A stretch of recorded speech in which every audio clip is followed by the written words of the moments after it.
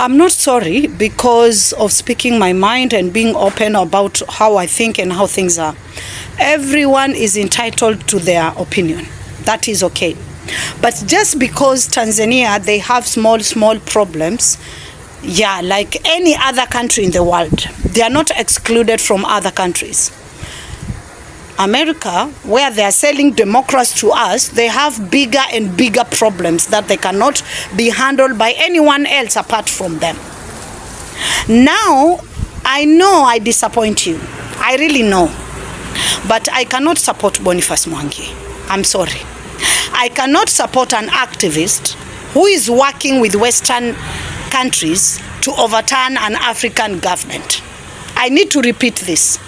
I cannot support a fake activist who has done nothing to his country, who is supporting other countries to be overturned by Western countries.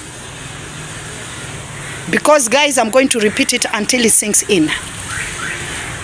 We have no democracy to show or to influence another country to follow the ways of democracy. Take a look at Kenya. Let's start with roads, farming, agriculture, infrastructure, the bills, and everything. Guys, we are in a mess. I'm going to support any activist, no matter how fake you are.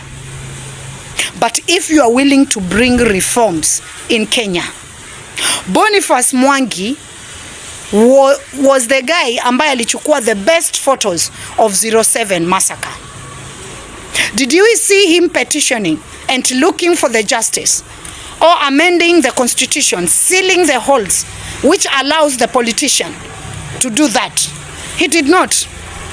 He was picked like a cherry on the table, and then he was given the best deal. Is worth millions while he does nothing. We don't know where his millions comes from. Kenyans, we need to be sober. We need to be organic enough. Sober mentality. The minute you go and support someone, just get down on your fucking phone. Research someone or get yourself on the ground. Research that person. Before you raise your mouth, I support Borniface Mwangi and so-called Uganda what? My friend. Uganda, they have millions and millions of problems. That lady, she's supposed to show us what did she do to Uganda. Because according to me, she looks different of what Museveni was rejecting. Do you want to convince me that she's on the right side of humanity? Oh, please. Oh, please. Kenyans, sometimes you need to be sober. Hapa Ukunda, toka hapa Tulikoni. Nenda na hiyo barabara mpaka Ororo. Look at our border, then look at Tanzania. Go the other side. Angalia barabara za Tanzania. Nenda ukaangalie commuters, wasafiri Tanzania. They are represented, wana haki zao, wakiuawa, wakifanywa nini, mtu anachukuliwa haki. Go and look at ministers and MPs when they steal government funds. They are fired on the spot. Do you understand what I'm trying to say? Tanzania is not a village like Kenya. Tanzania is a whole 2 countries. 3 and maybe 2.5 when you put Kenya in Tanzania. And Tanzania, for them to be able kuingia na watengeze kila mahali, my friend, it will take years. And we cannot push them. Do you understand? Hapa kwetu Kenya, tuko hapa Lokichogio. Gideon Moi was a governor for how many fucking years? Hakuna shule kwao, hakuna barabara. Kenyans, stop embarrassing yourself. You cannot sing someone's song while you are swimming in blood. Right now, if I had an opinion, my friend, ningeulizwa tu saa hii, niambiwe what do you think? I will say we want the Moi government back. Moi never killed youth. Because if Moi killed youth, he could have killed Ruto, the first guy. But he gave Ruto education, degrees, and everything, and made him the youth leader. But what is democracy doing? Killing youth who are trying to rise. Borniface Mwangi was in the reject finance bill. Did he get the right Did he give us someone to blame? A closure? He did not. So why do you think Borniface Mwangi went to Tanzania and whatever he went to do in Tanzania was positive? I cannot support it, what they are doing together with Willy Mutunga. I cannot. And if you don't know what I'm talking about, I'm not going to bring that research to you. Go and research it. I cannot champion for someone who is being used to overturn an African government. We know what democracy does to Africans. And I know. Corporations are not able to control Tanzania.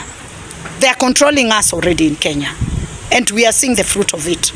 Corporations are not controlling Tanzania. Do you understand? Investors, they don't have a say in Tanzania. They have to abide by the law.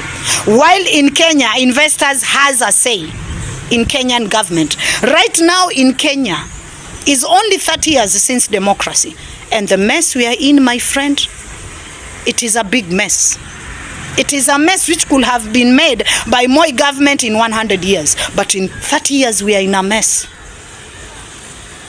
Start doing something for your country. Forget other people's country. And I want to ask you, if you think Borniface Mwangi was whatever he was done, if you think it was Tanzania, think again. Go and confirm what the Western NGOs does when they want to get into the government. They bring all kind of people. And there are some people who collaborate that. And Borniface Mwangi is just another fake activist. Because you cannot tell me a man like Borniface Mwangi, he has children, he has a family. There is a lot for him to come and admit that that was done for him. Borniface Mwangi amesema alibakwa, akabukuliwa simtu. Borniface Mwangi ana mtoto anaenda shule, ana mke, ana nini. Alikaa akafikiria the reputation of his children. Alikaa akafikiria, what will happen to my kids? How are they going to be looked at when I spit this out? I'm looking at this way. Borniface Mwangi has another agenda. Not the agenda you are thinking about.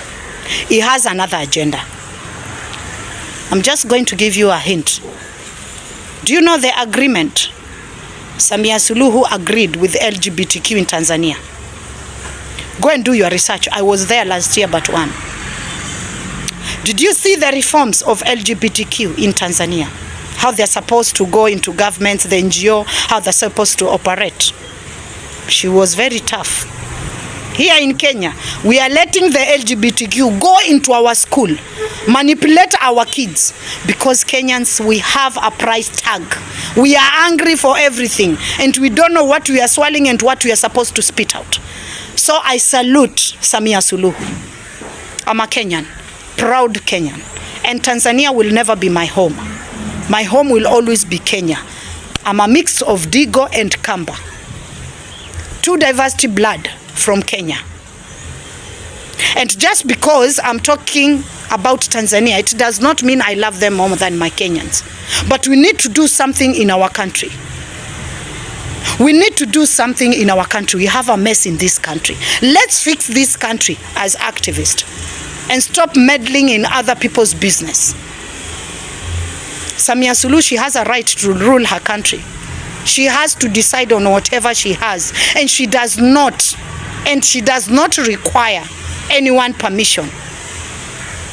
And that is how I understand it in the back of my mind. If you want to know the caliber of Borniface Mwangi, go and research Mutula Kilonzo, Saitoti, and whatever conspired in the Willy Mutunga story. And come and tell me Borniface Mwangi is a real activist. I'm standing alone, but I'm willing to walk alone until the day I'll find like-minded people. I'll face a lot of challenges, but I'm sorry, I cannot support Borniface Mwangi. If it hurts you, shove it somewhere.